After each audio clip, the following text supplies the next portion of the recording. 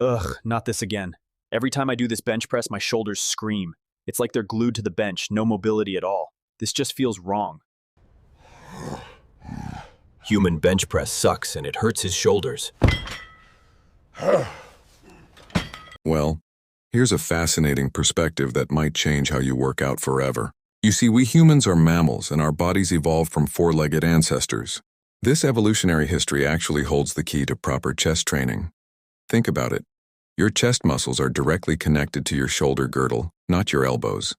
Yet so many people focus on elbow movement during chest exercises. It's like trying to open a door by pushing the middle instead of using the handle. By understanding the simple biological fact, we can work with our body's natural design instead of against it.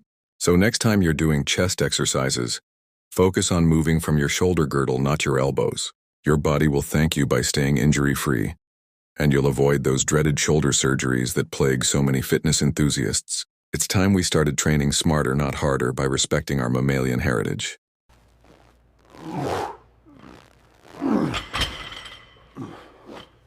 This doesn't work for me at all.